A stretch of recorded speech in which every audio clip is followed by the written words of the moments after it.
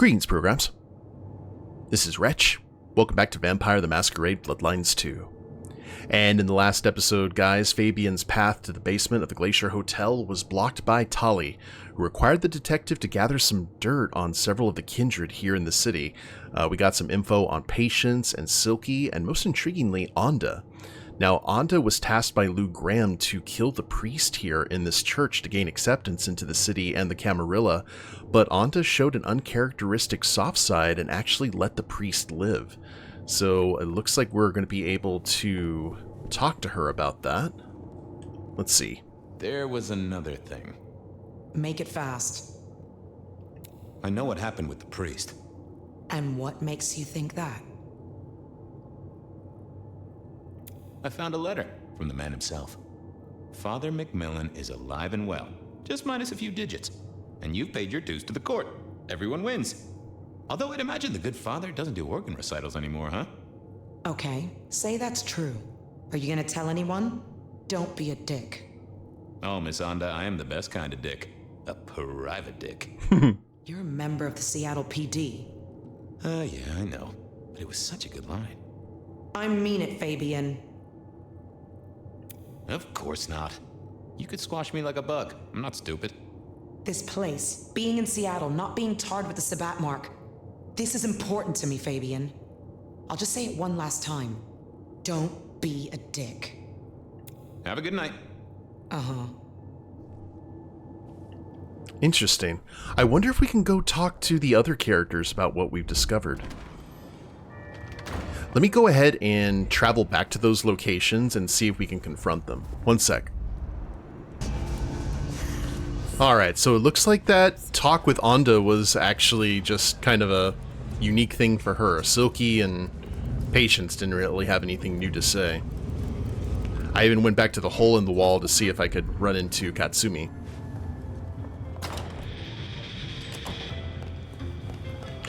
I kind of understand why she did it, though, and you may think that it's out of character, but a lot of La Sombra spent a lot of time under the yoke of the Sabbat, or with that reputation, as one of the founding clans. So what happens? La Sombra wants to join the Camarilla, and the first thing the Camarillas say is, hey, go kill this innocent priest. How would you feel about that? Kind of trading in one type of monstrous act for another? Been having fun? Okay. I know about Patience artwork. Great! So will it animate and wreak vengeance on internet critics? No, but it does have a really interesting skull in the middle of it. Kindred. Aha! Whose? Not sure, but I can tell it has power. Patience got it via Katsumi, so it's anyone's guess. It is worth buying a ticket to that exhibition, isn't it? Maybe I'll watch from the balcony. I've got something on Silky. And what has our favorite chunky chew toy been up to? He goes out into the woods every 28 days, like clockwork. Ha. I think he's got a werewolf buddy, and I think the two of them have a book club. You know what? That would not surprise me in the slightest. Anyway, Detective, that's a start. I've been looking for a line on him for a while. Every little bit helps. Oh, leave the furry alone. I figured out what was going on with Onda. Oh, yes? Do tell.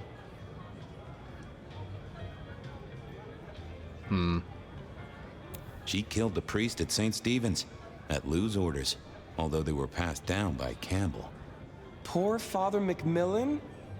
What a shame, but that tracks. Funny, I got the idea there was something more to it. But thank you, Detective. I do declare you've filled my cup with gossip. Good work. Now you have an appointment with an elevator. I'll catch you later. People to see, thumbscrews to apply. Finally. Oh, the basement button doesn't do anything. God damn it. This machine needs a stern talking to. I thought about it. Basement, please. Oh, are you sure, sir? Lou Graham's penthouse is your usual destination. Down. Definitely down. Got a hot lead. No one's been down there for a while. There's nothing interesting in the lower levels. Indeed, I'd go so far as to say that your request is unusual, even ill-advised. I gotta fix the boiler. Of course, sir. But I just wanted to check since the downward mechanism is a little corroded and the upward mechanism is in good repair. Would you be upset if I took you to the penthouse after all? I would be upset, very upset. Like, complaining to the manager upset? The basement is unmaintained and there's a strange odor. I am told the penthouse is lovely. You are certain?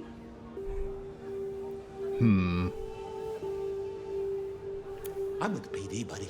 I can have a condemned notice slammed on you so fast your doors will quiver. Of course, sir. Don't say I didn't warn you. Thank you. Yes, search for evidence of Gideon's murder. Now to see if Sophia's theory was right. Was this the closet where Lou kept her skeletons, or just a pile of junk? Lou was never a writer, but she did have that pet one back in the 40s. The guy with the hairy hands. I don't know what was worse. The idea that Lou turned her enemies to stone, or the idea that she had angels for enemies. As long as it's not a weeping angel. My buddy Willem had one of these. Always talking about that one song. The old romantic. Classical, but didn't this look just like one of Lou's hangers-on back in the 50s? What was her name? There's a lot of creepy stuff here.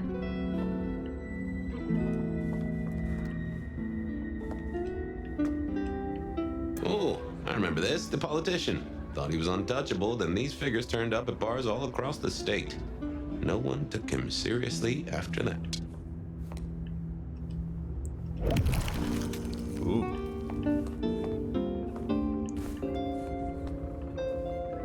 Oh my, those eyeglasses were mighty familiar.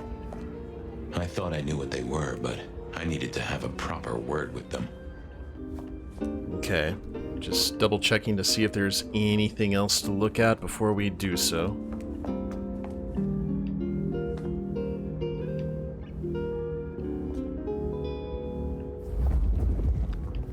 Yeah, see, it looks like there's be something over here, but I guess it's just the glasses. And whatever that is up there.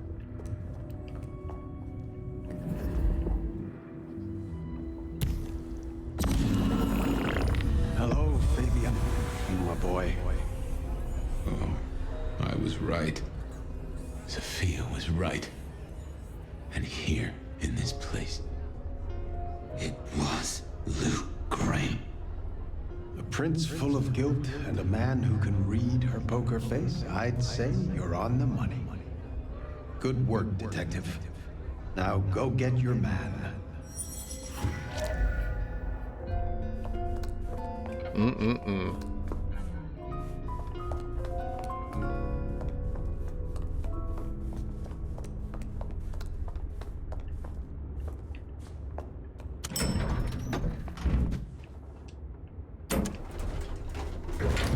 There would so be some. There are some amazing opportunities for jump scares in this game that they did not take. Meet Miss. Oh, Prince Campbell at Weaver Tower. I thought we were heading up to the penthouse to confront Lou. Of course, that may not be the smartest thing we've ever done.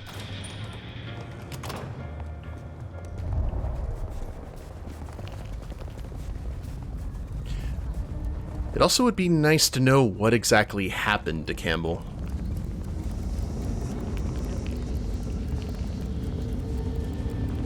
Guess, who knows, we may find out here in a second.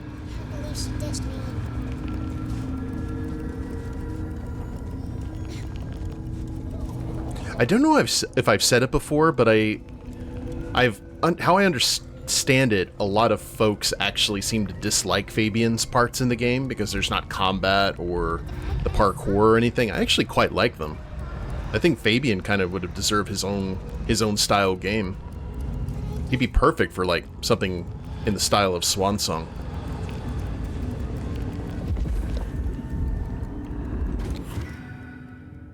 It was time to take my evidence to Prince Campbell.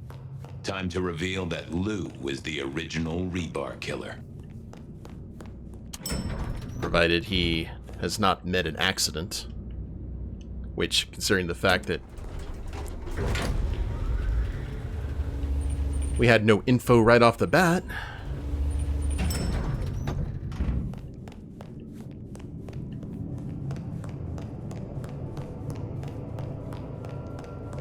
I have a feeling we're going to be a little too late. Oh. Fabian, any progress on our copycat? Not really, but I think I have a lead on a cold case. You always have been behind the curve, Detective, but go on. What have you got? You remember the early 20s? When we lost Rosalind, Hector, Isaac, and Gideon to the Rebar Killer? I remember. We never did find Gideon's body, but I know who whacked him. Who whacked all of them. And you don't think it's Santiago, am I right? This is difficult, Mr. Campbell, but you need to hear this. Lou Graham staked Gideon, and I have the receipts to prove it. Gideon's glasses. I see. Your evidence is a pair of spectacles. If we had a justice system, I'd love to see you call them in court. And what do you expect me to do? Call in the Justicars? Oh god. You're the prince! You're supposed to enforce the laws and the traditions. Lou broke the rules. She faked Santiago, committed the Rebar murders. She wiped out half her own court. Do you think I haven't heard this kind of wild theory before? Well, from you, specifically? I suppose it's your nature to rake over old coals. wait, no, this is a breakthrough. No, Detective, it's old news. Just pay attention. You have no suspect in the old Rebar killings. Oh, no. Yes, I have no suspects in the old Rebar killings. You do not know who destroyed Gideon. I do not know who destroyed Gideon. The case is closed. The case is closed. I guess.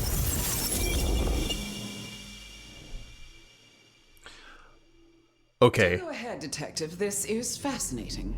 I'm running through some info in my head. This is a nice twist, but...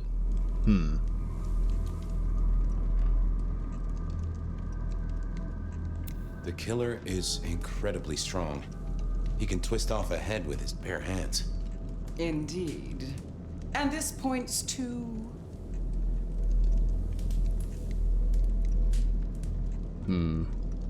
I don't know much about Santiago's Society of St. Leopold, but could the church bless one of their warriors to be stronger than normal?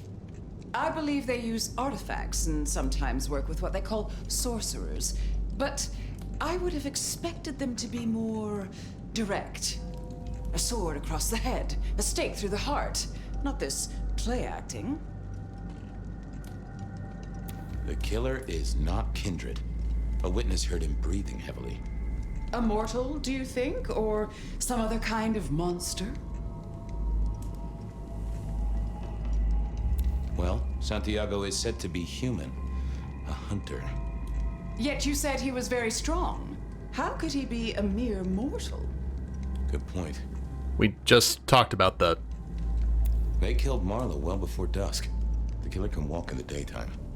You've already said they're not kindred, so that's no surprise. Yeah. The killer spirited Gideon away. He's a difficult man to carry, and he'd be alert to anyone who had, bad thoughts. Perhaps. Unless the killer had a very strong mind, of course. The killer is into crosses. The same symbol left at every killing. And the same rebar decoration. What does that mean to you? Our guy loves theatrics, set dressing, to provoke fear. Or to misdirect, of course. Of course. I'm not sure Santiago exists. I think he's a myth, made up to misdirect us.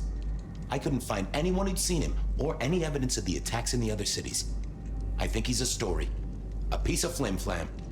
Ah, devilish. I think you're right. But who invented him, and why? So, let's sum up.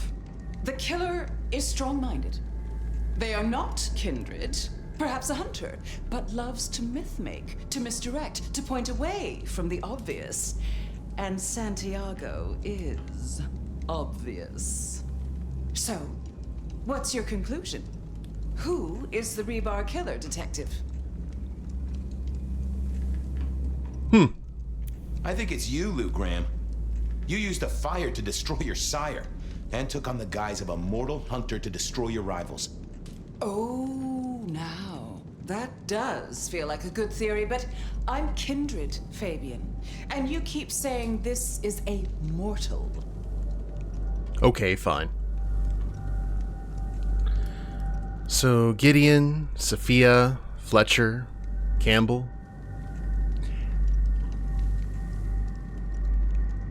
Sophia used her blood sorcery to change her abilities so she could walk in daylight. Detective, have you been drinking from the veins of an alcoholic? Maybe. We're just gonna go down the line here.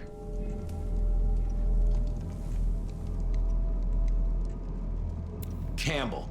It's obvious. A powerful ghoul with a powerful mind working for you. Yep. Together, you faked the whole Santiago idea, making it look like an outside threat. Taking the head off your dearest sister and then crying crocodile tears? The two of you did this together, to clear out your rivals, because you could never share power, not in the long term. Campbell is the Rebar Killer, but you're the one in charge. Oh, delightful. Oh, well done, Fabian. For a moment, I didn't think you'd get there. I think everyone else suspects. They're just too timid to mention it. So, what have we learned here? I wanted to see what she thought about all the other options, just to see if she'd reveal any more, like, storyline details about them.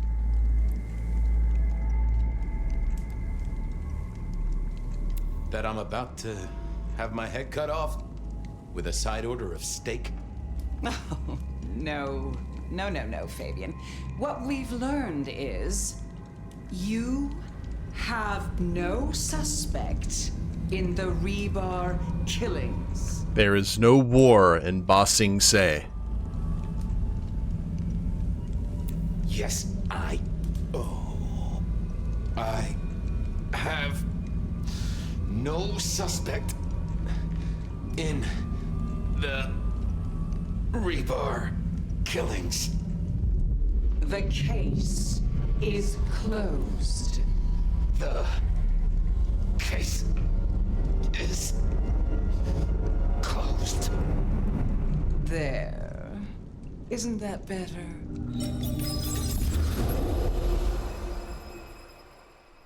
There you go.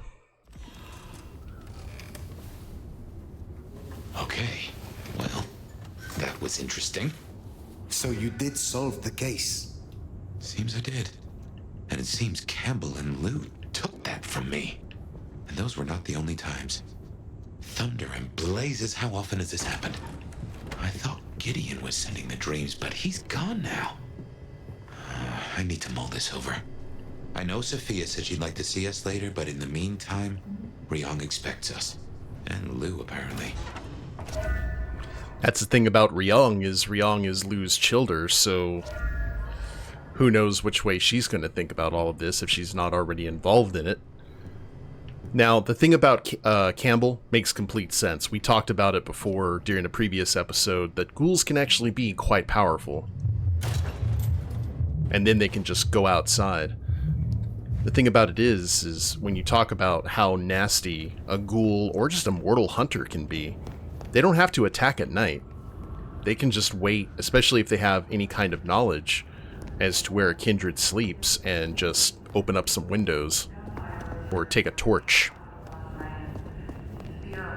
That's the thing about vampires. They are all incredibly powerful, or have the potential to be powerful, but they're only active for half the time, you know? Okay, well, oh, we've got side quests. Really? Okay, meet Lou, meet Ryong, but I guess also go meet with Miss Thorne.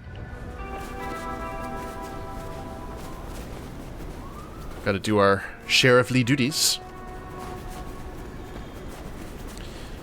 Now, I don't know if it works like this in current version VTM, but in old VTM, ghouls could learn, if taught, like the first dot of almost every discipline, which still makes them quite formidable.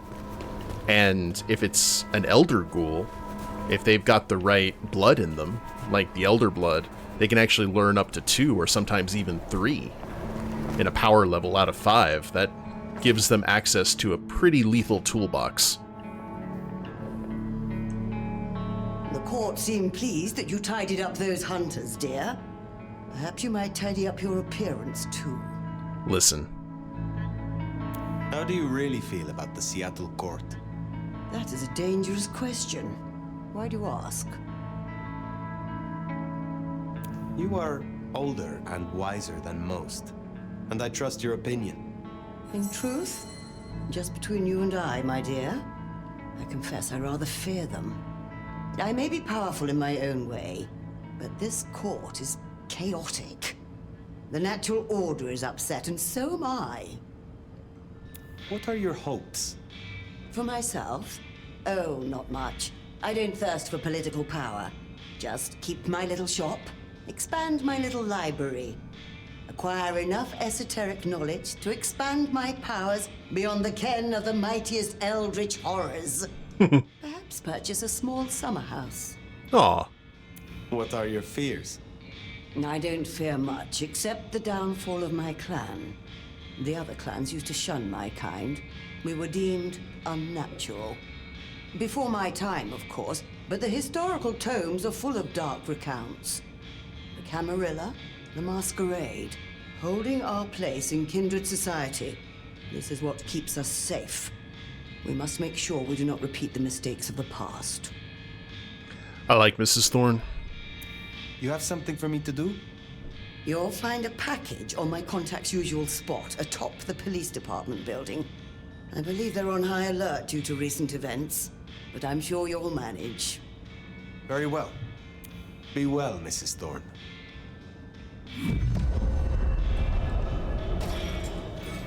Collect a package from the rooftop.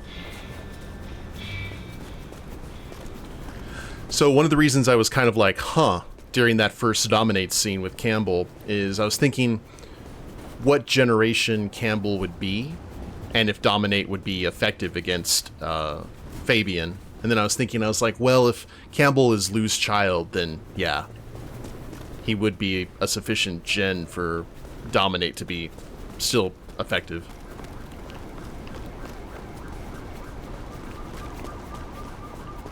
Well, let's find...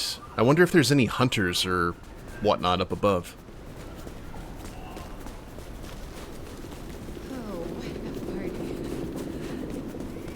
How would be the best way... Well, I guess this would work. Aha.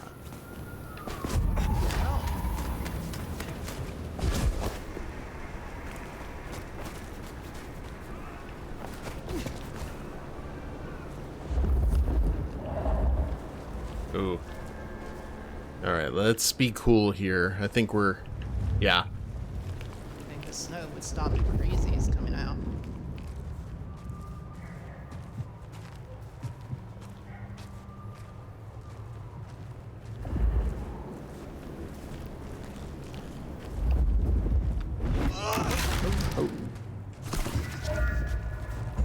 That's it. Whee!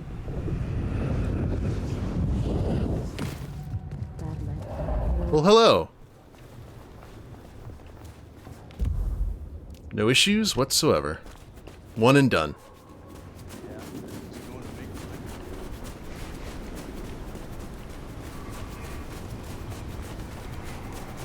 So now my biggest question out of all of this is what role Ryong has in all of this. If she's part of the conspiracy, or is she trying to make her own path?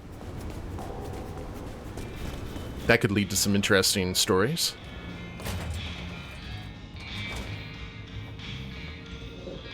I confess, I'm starting to enjoy our conversations. Somewhat. The goods from the police station. Excellent.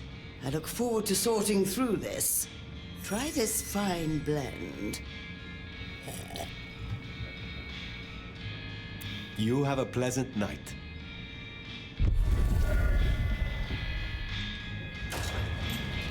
Above the law. Alright, cool. Let's go see what Nico's up to.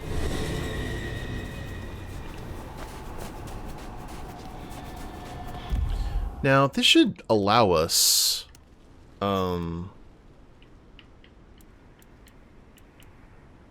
quite a bit. Yeah, we could learn presence. I don't know what I actually want to learn out of all of these. We've got enough ability points for something that's like really formidable if we want to. You know what? I just may look at the costumes and see if there's anything that I would particularly like to have Fire dress as and go from there. You have been busy, Dad. First the Sabbat, and now the IAO. The arm of the law is long, is it not? Mm-hmm. What do you most fear? The same thing all wise kindred fear. The beast taking control. Losing what's left of my humanity and myself. Becoming something worse. It is a difficult balance between the urge to punish wrongdoers and not letting the lust for violence take over. I hunt those who deserve it. Mortal oath breakers or those who break the law of the Camarilla. God, you are being used, but... You are wise to work with the Camarilla. This city is rife with dishonesty and devils. I am glad we can rely on you to help. You think I'm stupid, Nomad? You are just as manipulative as the rest of them, but not as subtle. I will assist when it suits me, not when you blow your whistle. Fair enough. If it is not too private, will you tell me of your embrace? I was a soldier in the Second Great War. I followed orders and did things I was not proud of. And after all of it, we were betrayed by our commanders and abandoned. I met a kindred who smelled my rage and asked me if I wanted revenge. She gave me a chance for redemption after every bad thing I ever did. My old commander's wedding ring is around here somewhere, if you'd like to see. It's the one with the finger still in it. Neat. I hear those of your clan suffer a terrible thirst. How do you control it so well? It's not a well-kept secret, is it? Yes, we have a taste for kindred blood. This is a sin. But is it a sin to punish a sinner? Some kindred deserve to have the tables turned on them. I simply find the ones that have it coming. Is there someone who needs my attention? There is. These are not Emma's earrings, but she wears them when she wishes to appear wealthy, to strip gullible young men of their wallets and their virtue. I will deal with this. Be well. Should have went with my instinct there about the Camarilla using him. Oh well. I'm kind of curious that when the lid gets blown off of this, the relationships that we've had with several of these kindred, whether they're going to come into play. Okay, good lord, why are you all the way up there? Here, I don't freeze to death.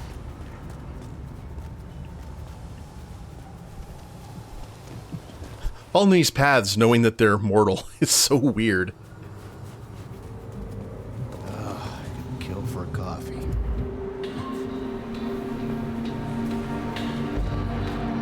Well, hello. Oh, I was. Ah! Rude? Well, run.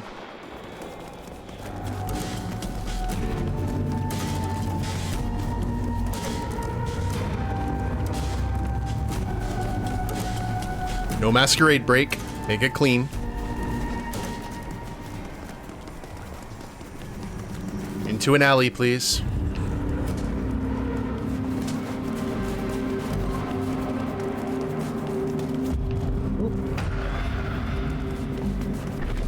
Ah! Hey, hey, hey, hey, hey!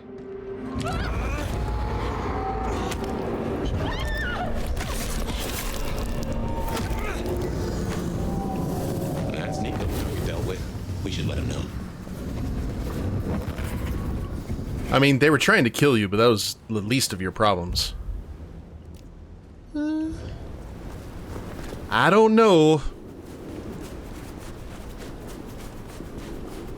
It wouldn't surprise me if we kind of bungled that up a little bit.